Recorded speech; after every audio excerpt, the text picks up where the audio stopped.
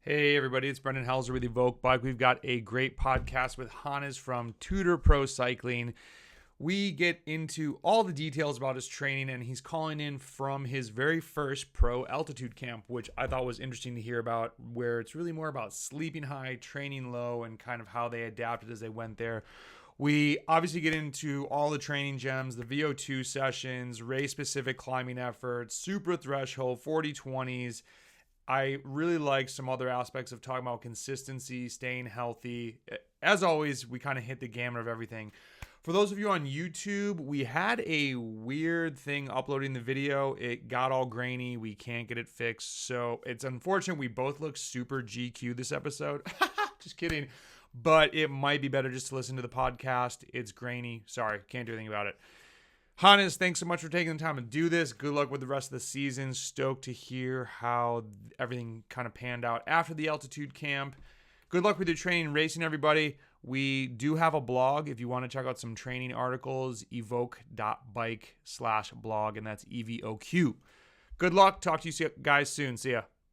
Where where are you now? I was seeing some pretty awesome rides on Strava. Yeah, I'm in Austria in Kütai Okay. at the high altitude training camp with the team. So yeah, just the second block finished now, and yeah, How move on. long, how high up do you guys go normally? Like, where do you try and sleep at a certain height and then train at a certain height, or how does that work? Yeah, we sleep on like just above 2,000 meters, Okay. and yeah, most of the time we train down in the valley, like doing some climbs there. Um, So yeah, like mainly we sleep up here and train down, but yeah, on some rides you also go up to like yesterday we did Timmelsjoch up to 2,500, but Mm. it's usually we train in the valley, yeah. So you're not going up to any. Okay, yeah. So that's interesting to hear. I would have expected just higher is better, but it's just that if you go too high, then you don't have any watts, that it's not really great training. Is that the thought process? Yeah, I don't know. I think it's quite hard to find places which are like super high. I mean, Mm. I think like Andorra actually it's a bit higher than here, like it's 2,200 or something, but Mm-hmm. yeah, I think the important thing is to be higher than 2,000 meters to have the altitude training effect, or to Okay. sleep higher than on 2,000. Yeah. And then when you said two blocks, I think most people would think of a block as like 4 weeks. Is that accurate? Or when you say two blocks, how long is that? No, like I mean, we did now like 2 3-day blocks. Okay. So one 3-day block rest day, another one today is again rest day, and tomorrow we move on to the third 3-day block. I think Okay. in total we are up here 20 days or 21 days. Okay. So yeah, pretty. Do you do you usually train that way? 3 days on, 1 day off, and just keep that going, or how does that change? Actually, it depends a bit. Like in the winter, it's mainly about like doing 3-day blocks, yes, to get the volume in. But it can be also if the intensity gets higher, you are racing more, that you do 2-day blocks. Mm, Sometimes even just one day if it's not like fitting with another race or something. So, but yeah, mainly it's 3-day blocks. But if you do a lot of high intensity stuff, we go down to 2-day block to have a better recovery in between. okay. I have a million questions. We'll jump into that in a minute, but let's jump back and do an intro for a few people that might not know who you are. Hannes, can you introduce yourself? Who do you race for? Where you're from? And just a quick little bio would be great. Yeah, I'm Hannes Wilksch from Germany. 22 years old. First year or first proper year in the pro team of Tudor Pro Cycling. Yeah, I started cycling when I was 7 years old. Mm, And yeah, I rode for some small clubs at home. Went to which is called sport school in Germany, like where you just have school and your sport you are doing. And then from there, yeah, there we did a lot of track cycling actually.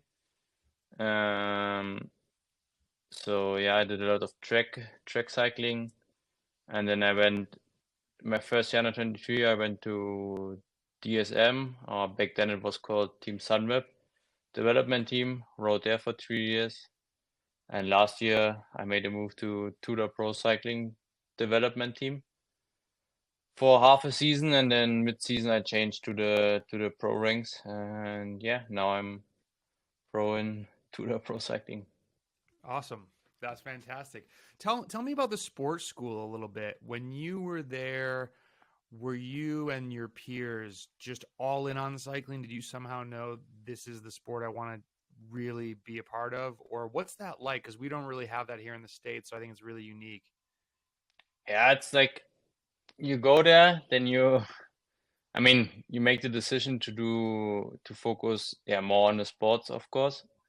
You're sharing like in the school. It depends which school, but like there are footballers, there are like all kind of sports, and and yeah, you make the decision to go there in the end to focus more on the sport, and then they help you to do the school next to your sport you are doing. Mm, So then you have, for example, you go to school from 7:30 in the morning, 7:30 a.m. to like lunchtime, and in the afternoon you have your training. Like, yeah. that's So awesome. that's I love it. actually, and you also live in a what's called like boarding school or boarding Yeah. house, or yeah, Okay. and yeah, you live there, and yeah, basically you go there to school, you train in the afternoon, and then you yeah, you sleep there also. So if you live too far away, like some people, they live also quite close to the school, so obviously they can stay home. Mm, But for me it was quite far, so I had to, yeah, so I left my home quite early, to be honest. And I was quite young.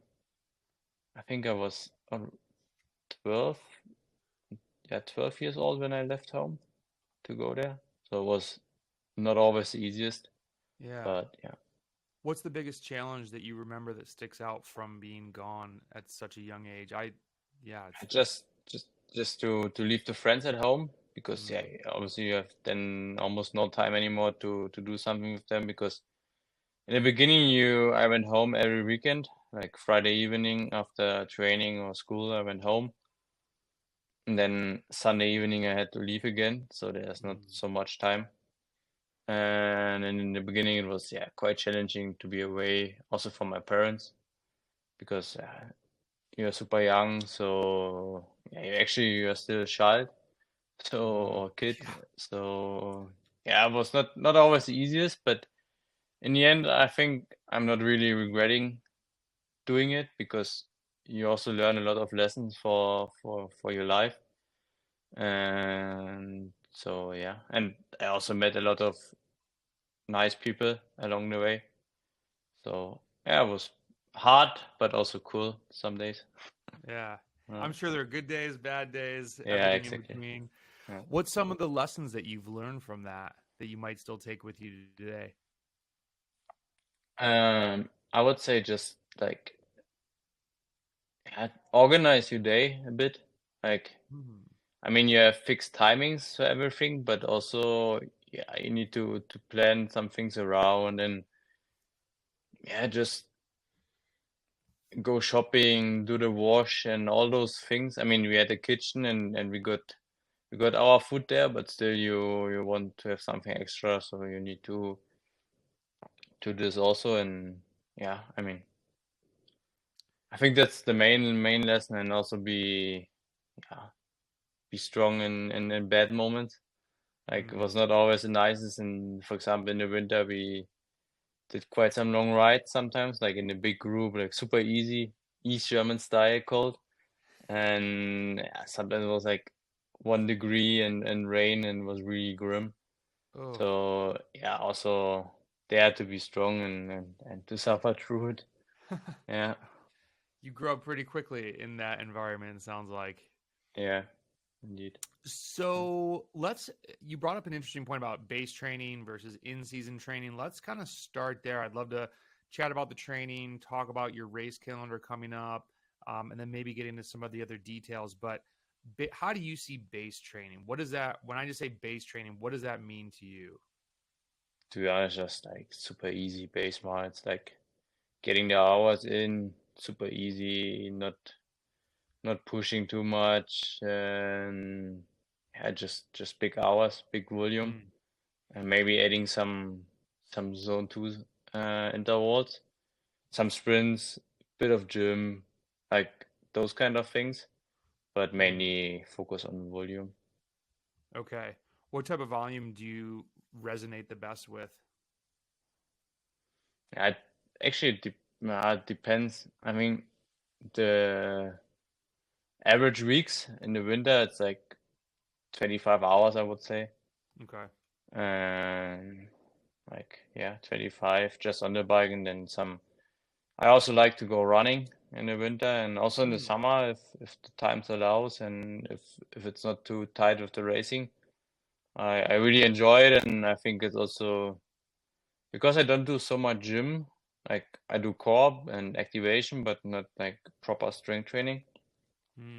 So I still think it's good to do some other things as well to keep the bone density, and yeah, also to mix things up. And I just also enjoyed going out for a small morning run, and yeah, just enjoy. So how often do you do that? I'm curious because I know some athletes that like to run, but then they can maybe get a little injury because they don't do it enough, or they're kind of running with a funny style because they don't normally do that. Do you do it once a week, or are you just naturally like good at running so you don't have any problems, or do you ever come back, you're like, ooh, I think I maybe overdid it today? I don't know. Like at the moment, I'm not running so much. I was like last week, I was running, I think once a week. Okay. But like in the winter, I do it 2 to 3 times, 30 minutes. Most of the time, I start in the off season, like when I have my rest period. I start doing some runs, when I'm on holiday, whatever. And then I keep it until the races start, and then yeah, when I feel like I go, then when I feel like I want to go for a run, then I go, but definitely not more than 30 minutes, Okay. like max 30 minutes. And in the season, like super easy. I don't want to add extra fatigue or like muscle soreness, those kind of things. I just do something else, enjoy, and yeah. Cool. And then you mentioned the gym doing core and some stretching and stuff, but you don't do much strength work. Do you not find it beneficial? Do you not like doing like weights, or what do you think about that? Mm, Back then when I was more on the track, and yeah, I mean before the World Championships in the juniors, we did a lot of strength training, like 2 to 3 times a week, Okay. and I never felt like a big benefit from it.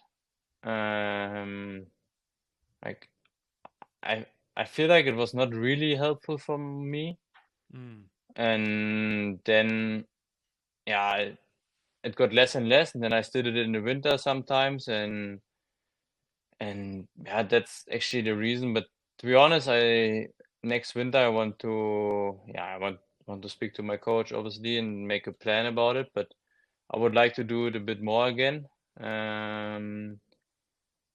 Also to do injury prevention and those kind of things. But yeah, back when I was junior, we did it a lot. To be honest, when Okay. I was on the track. I'll be curious what you end up doing. It's just, I'm always curious about the gym work because everyone has such a different, if they're in it, if they're not in it, what are they Mm, doing? And it's just such a wide open topic still in cycling. So, we just did like not super long sessions, like maybe up to an hour maximum.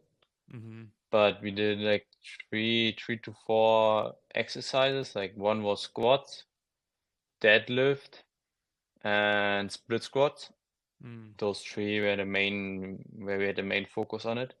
Okay. And to be honest, the main, like the split squats were really helpful for me. I feel I don't like the leg press, for example. I could never really get good friends with it. So no, I enjoyed the split squat the most and the normal squats and those three. And then we did like next to it, we did that day also like a double session, like Okay. track training or row 2 hours, 3 hours endurance, or yeah, we most of the time we split it up. Yeah. Okay, cool. That's helpful. My last question on the base training, you talked about sprints, and I know someone will ask me, like, so what kind of sprints does he do? Do you guys just random sprints? Do you have, once a week, do you do long ones, short ones? What would make you want to do some sprints in the base season? Um, for me, most of the times it's like 6 times 6 seconds, like super Okay. short ones at the end of Okay. an endurance ride, for example, to like wake up a bit again.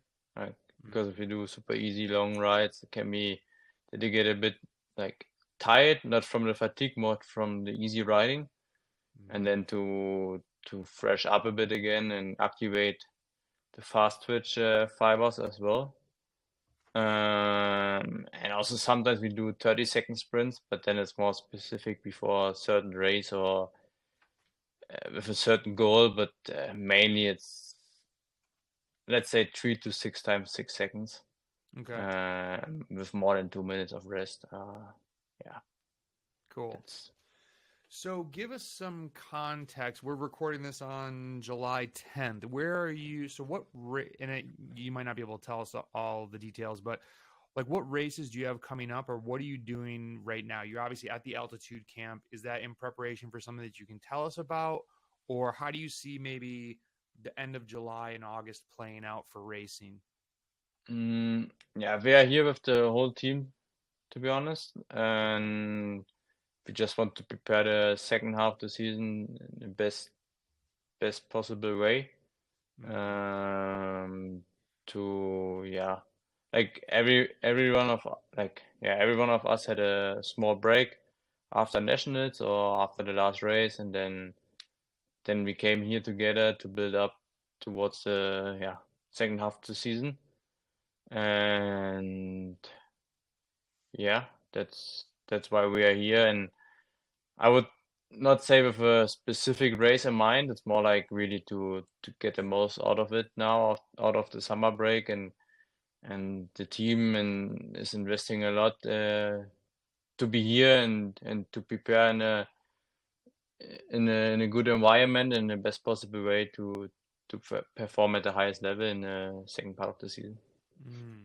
Yeah. So would some of that maybe be intangible aspects of just the team kind of coming together as one, regelling, like getting you guys all on the same page as opposed to like you said, not specific training maybe, but it's just more like team bonding? Yeah, also to because some teammates I saw the last time in January camp because I Okay. didn't race with them in the first half of the season. So Mm, that's also nice to catch up to have a ride together or speak together. And yeah, also team building is a big aspect of it, to be here like 3 weeks on top of a mountain. Yeah. sounds pretty amazing. Yeah. No, for me, to be honest, it's the first altitude camp ever. So I was Okay. also really looking forward to it to get a new stimulus and to just discover something new and to hopefully make a next step out of it. Has anything stuck out to you about the camp that you've noticed? Maybe has sleep been good or bad? Has the training felt any different coming down and training the valley than coming back up? Or have you noticed any things in the initial stay there? Um, you have to pee a lot more. That's Really? for sure a big point. You have to drink more. But also like resting heart rate is a bit higher, and we measure every morning. We measure resting heart rate, body weight, Mm, and how do you say it with the Oxygen saturation? Exactly. Okay. Yeah, those things we measure every morning, and we give it to the coaches, to the trainers, and then make readjustment for training. For example, if something goes in the wrong direction. And yeah, those are the main points I felt like. Actually, in training, not so much. We took it super easy in the beginning, like in the first block, to really make sure that we adjust well to the altitude and to not overdo things, because it's something I think you can quickly like burn yourself up here. And so yeah, but yeah, of course, if you ride up like yesterday to 2,500 meters, you feel definitely the heart rate increase and the power decrease. But also now it's super hot down in the valley some days, like 30 degrees, 35 degrees. So then this also plays a role into it. Have you noticed anything different about appetite? No, not really, Okay. to be honest. Like, Okay. no. Yeah. I've heard different things, and it's just another, altitude, everybody reacts differently to it. So I Yeah, wanted some to people gauge. they sleep not so well, Yeah. and also some had some headache in the beginning. Mm-hmm. But for me, no, to be honest, nothing like super special. Cool. Let's talk about, and let's actually I was watching this was back after a couple years ago. I can't remember which nationals TT, but the interview would point out you're really kind of more of a climber, but you're also a TT powerhouse. How do you define yourself as a rider? And maybe at 22 you're still trying to figure it out, but how do you kind of, what do you see yourself growing into?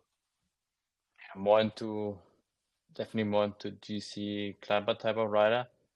Okay. Um, yeah, back when I was junior, I mean, we focus so much on the track, so you also gain more power, and then also you're better in TTs. Mm-hmm. Um, but now I think like, yeah, I think or we see myself more as a climber GC type of rider. Obviously, I'm still young, so I'm still developing, Mm-hmm. and we don't want to push in one direction too much. But yeah, that's For people that might not know, I mean, you were on the podium at Giro Next Gen, so kudos to that. I mean, that's a pretty big GC result. Was that one of that's uh, your, would you say your biggest result, or where does that stand for you on the?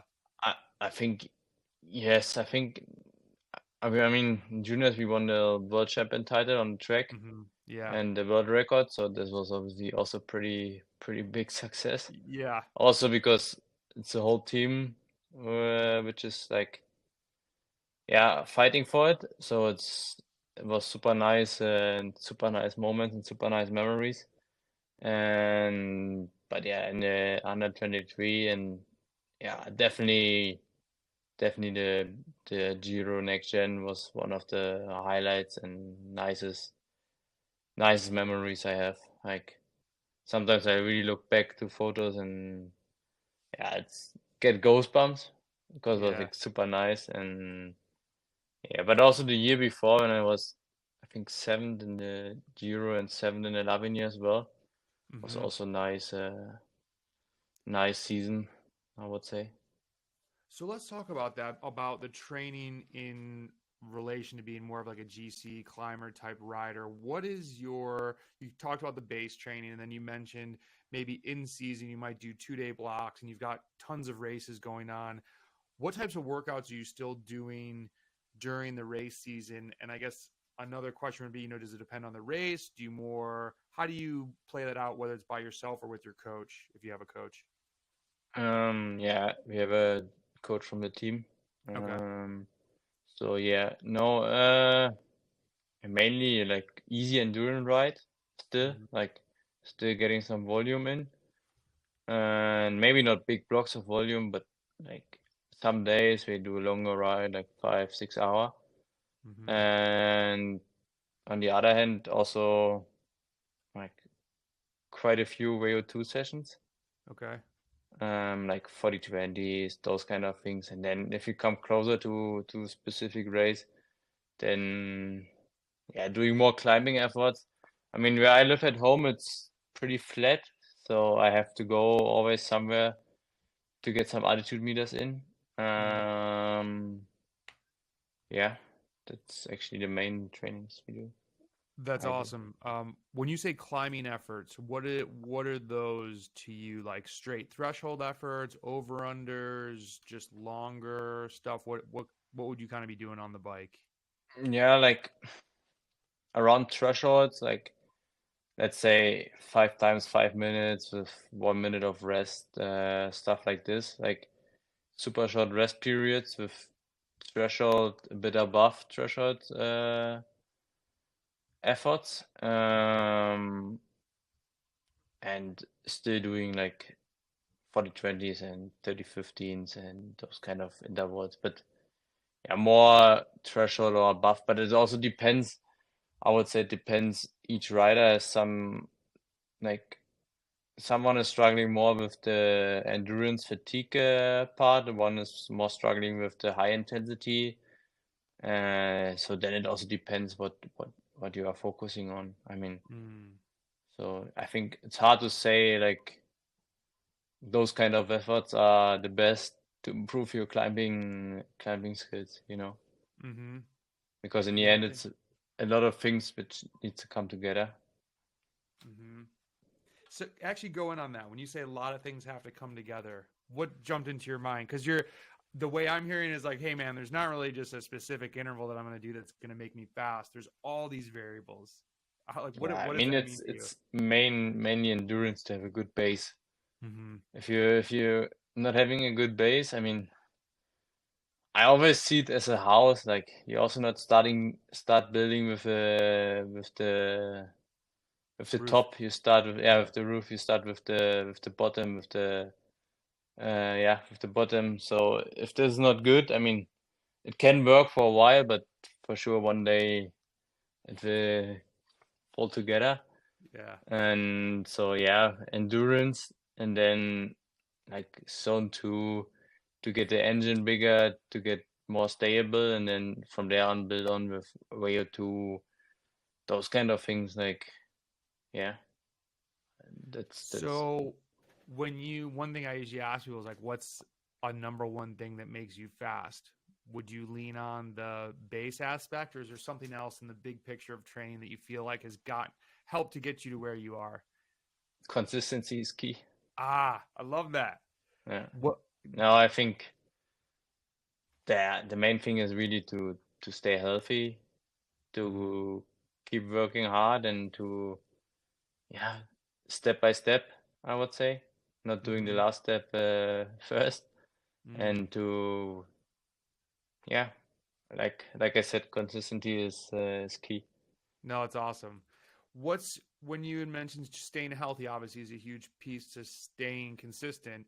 What are some little things that you do to stay healthy? You're training a ton, especially during base season, 25-hour weeks. Are there any supplements or sleep protocols or things like that that you feel really help you stay top notch? I would say healthy lifestyle, like Hmm. having good nutrition is already the main thing. Having good sleep, it's another big thing, Mm-hmm. and to get a bit of a routine in, I would say. Of course, it also helps to train in like good weather conditions in the winter. Mm-hmm. So what I always do, not always, but the last 3 years, I went to Mallorca in the winter, Mm-hmm. and I stayed there for, depends, 3 to 5 months. I mean, back and forward, like going back home some days, but yeah, mainly stay there and train there to have the better weather conditions. Not always perfect, but at least it's a lot warmer and a lot drier. Mm. And yeah, to have a good sleep recovery, and yeah, good nutrition. Cool. With doing all those little things in the right way, is there anything that you want to improve on the most in this season, whether it's something on the bike or something that you see is going to help you keep progressing as an athlete? Mm, Staying sometimes a bit more relaxed, Ah, and And I mean, I'm quite a guy who's super focused and to want to do everything perfect, but sometimes also to do like one step back brings you two forward. So sometimes take things more relaxed. I think I'm on a good way to be more relaxed, but there's still room for improvement. But no, those are the main things. I mean, yeah, in training you find always things you can do. Like for example, the altitude camp is the first experience for me, first time ever. So yeah, you don't know how your body will respond from it. And also already, I mean, I did the first Virtu stage race this year with Tour de Suisse. So already those kind of races, they will help you getting better if you take good recovery after and yeah. What's some of the strategies that you're using to stay more relaxed? Because I think a lot of people, most cyclists are, A type. We want everything to be perfect. How have you stayed relaxed when things might not go well? It's hard to say. I mean, spending time with the family can help a bit, and I also like to go golfing Okay. and to switch off a bit some days, like yeah, and otherwise, yeah, also going for a walk, going for a hike, but yeah, in the end, it's always also different situations, so maybe different situation needs different, it's called a treatment. And so sometimes talking to someone else is also helpful. But yeah, luckily I never had really big setbacks, like big injuries or those kind of things where I was fighting for a long time with it. So it was always things which yeah got solved like quite quickly, quite fast. But yeah, of course you will always have some ups and downs, and yeah, as long as you always find the joy again for riding your bike and suffering, then I think it's good. Yeah. Those are awesome gems. I think that will resonate with a lot of people listening because it's hard to sometimes justify to ourselves getting off the bike and you're doing Yeah. all these other things that come together to make you a great cyclist. So I think it's a great tip for a lot of people. With are there any people in the pro ranks that you sort of look up to that you see? You got some, Mateo's on your team, and so he's obviously, just a guy that's been in the game for a really long time, but or maybe somebody not even on your team that you look up to that you want to race like, or that they've achieved something that you're like, man, I really want to try and put myself in those shoes someday. Um, of course, Fabian Cancellara is one of them, Okay. where you look up to and where you can learn a lot, and he also shares a lot of things when he's at the races, at the trainings camp, or yeah, if he's around. But also guys like I really looked up to Chris Froome in the past and Geraint Thomas. Mm. Yeah, those those guys are a bit like yeah, where I look up to or I looked up to when I was smaller. Yeah, that's cool. Let's talk about, you'd mentioned nutrition and part of the healthy lifestyle, but let's talk about on the bike. What are you doing for race days? Like on the bike or also Let's breakfast and yeah. let's start on the bike and whether you do like things in the bottles or if you like just gels or solid foods or what's your kind of say you're we'll start with training rides, a long train ride. Say you're going on a 6 hour ride, what would you bring with you? Mainly solid foods Okay. like bars and those kind of things. But I really like to stop for a coffee stop or like for cake or yeah, actually not really cake, more so like in Spain, like bocadillos, like a sandwich, Ah, like some okay. some proper food and like last 1 to 2 hours, especially if you do like a 6 hour super easy endurance ride. I just like to stop along the way and yeah, sit down and have a chat and yeah, enjoy some good food. And then I Yeah. saw some, was it gelato recently on Strava that you're having, or ice cream? Yeah, like here's a good down the mountain is a good gelateria. So super nice ice cream. So it's a nice treat to have on a rest day. Yeah. And so then race day, let's say you've got and I don't know if it changes race to race, but let's say it's gonna be a 4 or 5 hour race. What would you be doing? Take some solids for the like first of all some like 40 bullets, like with 40 grams of carbs in it. Okay. And then some solids for the beginning. I really like rice cakes as well. Mm. So take some rice cakes, some bars, and then yeah, when the race gets more intense, go over to gels and more liquid stuff, and which is not as heavy on the stomach as well, so which is Hmm. more easy to digest in the race. Yeah, Okay. but like Any all the time, some 40 or 80 or 20 bullets, like yeah. do you then if you do you go back to the car to get stuff in the bottles, or do you just bring that on your bike and have what you want on the bike? Well, I guess if it's going to be 4 hours, you'll need another bottle, but do you usually start with water, or do you always have mix in your bottles? No, I'm already started with like a 20 and a 40 bottle, Okay. and or like 240s, and then grab from the side of the road from the soigneurs, or go back to the car and get bottles there. Okay. Yeah. Any caffeine during the race? Yeah, it depends a bit the role, like my role in the race in the team, and also how late the race is, how intense it is. Hmm. But most of the time, yes, I take caffeine. But it depends a bit how much.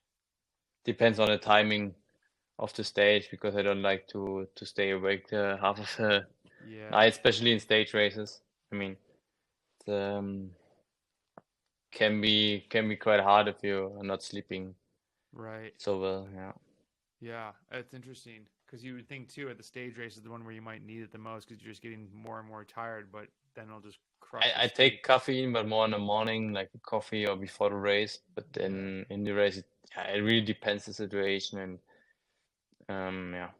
Yeah. No, it's interesting. What's and then you would mention nutrition before the ride. Let's say before a race. Say you have a race that starts at 11. When are you eating? What are you eating? I like to eat like 3.5, sometimes even to 4 hours before the race because I'm quite an early person. And if the race is late, I don't, yeah, Mm-hmm. I like to have a bit longer time between breakfast and race, and then rather have a snack on the bus to the start. And then I mainly go for rice actually in the morning. Okay. Some white rice with, yeah, adding some yogurts, berries, honey, those kind of things. Maybe a omelette with like white bread with omelette, and Mm-hmm. yeah, if you have a chef there, some pancakes, those kind of things. But pretty easy, yeah, pretty easy food to for your stomach and to digest. Mm-hmm. Yeah. Do you like after races and stuff? Do you like to cook or during the base season? You a big chef yourself, or do you try and keep it simple? I like to cook actually when I have time. Like, but it looks pretty similar every day. I mean, the breakfast is like bread with some eggs or porridge, Mm-hmm. and then after the ride again, some bread with eggs, and in the evening, depends. I also really like to go out for dinner to some nice like Mm. restaurants and stuff. So in the winter, I do this also quite a lot. But otherwise, no, I also like to cook. Yeah. Cool. Let's talk about some race memories that you've had. I was looking through on, pro cycling stats, and you've already got to do some big races. What's a race memory that you feel like has just really stuck with you? You've obviously named a couple of them that maybe they're the ones that you always think of, the Junior Worlds and Giro Next Gen. But any others that you're like, man, that was such a great day, and why was it such a good memory for you? For me, actually, Lombardia last year was pretty special, like with the crowd Incredible. Yeah. along the race, along the road, but also racing against guys like was first time racing against Pogacar and Roglic and Remco. So it was pretty special. It was pretty hard to focus on the race actually in the beginning because you are like looking left and right and seeing all those guys we were watching in the TV before. But yeah, the crowd was unbelievable. It was like really something special. Yeah. And of course, back like last year with the Giro Next Gen, like seeing also my family on the last few stages, and yeah, those it's also something I will never forget those memories. What is that like going a little bit on Lombardia where now you're getting to the point where you're racing the people that you've been looking up to and watching on TV? What does that feel like? I mean, most cyclists are never going to, we're always going to be on the barriers and like, wow, like those guys are so fast. You said it like, oh, it was kind of tough to focus on the race, but when do you think the starstruck feeling or, you know, you maybe, when do you think you'll start to feel on their level like, hey man, we're coming for you guys? It's still special, but like as soon as you get into the race rhythm, it actually doesn't matter what kind of riders are there. I mean, it's always racing. You always race for the win as a team, for your leader. You try to do your best. So in the end, we are all riders and we all want to win. I mean, and then yeah, it comes down to the legs in the end still, but yeah, you then focus on your role, what kind of task you got, and then you just you try to do your best and see what the outcome is. Cool. I love that. What's your biggest aspirational goal? What race would you love to win that even if you when you say this now you're like, man, that's that's a dream. What's the biggest one that you really want to get after? Yeah, to maybe actually, yeah, to win a stage in the Grand Tour. To be honest, like first of all, doing one it's already a step. But then yeah, there's something I think to win into the front stage is something Huge. something special. But also to be honest, like nowadays racing is so hard and so intense, and every race is on a high level. And to win any race, it's already something super special, I would say, at least for me. Yeah. Which Grand Tour do you love the most?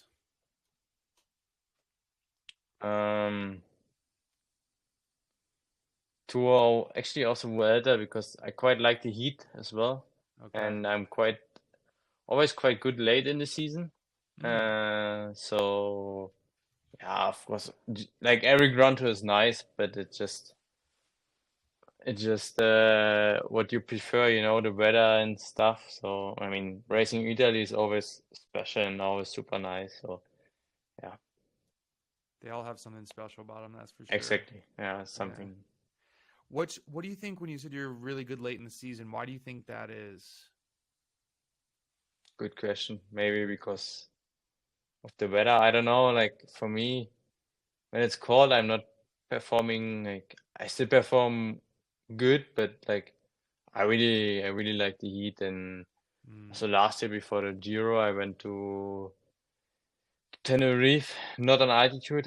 I stayed down and on the sea, on the coast, and I was there for 2 or 3 weeks training there. Just it was super hot back then, or at this time, and yeah, I really feel like I get a lot of benefits from it, from the heat. So yeah, maybe this is one part, but I don't know. Maybe it's just the the rhythm of the body. I don't know. Yeah. Yeah, no, I think I'm super curious about this, and I just think as science continues to evolve, we're going to learn obviously so much more about individualizing the athlete. And when you bring up the heat, it's something that, you know, in the US here, there's some races, like we've had our amateur national championships, let's say in the southern part, where for people who aren't familiar with the US, it can get super hot. It's, the 30, 35 that you were talking about before. People from the north come down and they have almost no chance. It's just they wilt halfway through the race. So do you feel like you see less of a decline in your watts when it's hot out? Or do you just, when you say you like the heat, do you feel like you perform better versus other athletes in that? Or how does that I kind of think shake out? it's more at this point. It's like, of course, I also suffer under the heat, Mm-hmm. but maybe less than other riders, Okay. and also the other way around when it's super cold. Mm-hmm. I mean, cold is still okay, but when it gets wet and cold, Yeah. then I start to struggle a bit. Okay. But I think it's just how my body reacts on things. Yeah, Cool. or each body is individual. This has been awesome, man. You've been given a lot of good gems, and it seems like you have a really good perspective on yourself within your training and racing and where you're going, and just still being at such a young age, man. It's awesome. I know a lot of people will be rooting for you. What's the best way? We connected through Instagram, so I'll put your handle in the show notes. Do you blog or tweet or any other social media places, maybe on Strava, that people can follow along and see what you're doing? I actually use Strava quite a bit. I mean, I upload almost all my rides. Okay. Maybe not everything, but let's say 90%. It's on there, and What's I the other use 10%? Instagram a lot and X also a bit. Okay. But otherwise not so much. Like mainly Instagram, to be honest. Yeah. What are the 10% of rides that don't get uploaded? Sometimes I forget it or whatever. Like I don't Uh, know. It's it's like I, there's something like which is I don't know, like 30 minutes recovery ride or something. Yeah. Sometimes it's just not, if you're busy with other things, you just forget we, it. And I think we got to get sometimes you there on are the more auto important upload. things than Strava, to be Yeah, that's honest. for sure. We got to get you on the auto upload so you don't even have to think about it. I was Yeah, curious if true. those might have been the secret sessions, but No, there are no super secret sessions. I mean, if you don't upload the watts, then it's anyway like, yeah, what can you see from from the training? I mean, of course you can see the WOM or what's called yeah. in like the vertical altitude meters. You Yep. can see those kind of things, but otherwise maybe the kilojoule, but So would you not put watts just so people couldn't see exactly what you're doing? yeah, maybe this is one reason, yeah. Okay. Yeah. Are there others that you'll share, or Sorry? you just don't want? And when you say that's one reason, are there other reasons, or do you just prefer not to post it? No, I just I like to not to publish everything. I mean, Yeah. so No, that's yeah. cool. Yeah. Any final thoughts for the people? I really appreciate you doing this, Hannes. This is great. No, I'm good. Awesome. Was nice to be on, and nice to find also time doing it because it was Yeah. not so easy. No, I know. You Uh, guys are busy. We're running around over here, and yeah, I appreciate you doing this while you're at camp. It's and we'll yeah, be no rooting for you in worries. the upcoming races. So Yeah, everybody give Hannes a follow on Instagram. You might see him on X, and definitely check out Strava. Good luck with your training and racing, everybody, and we'll talk to you soon.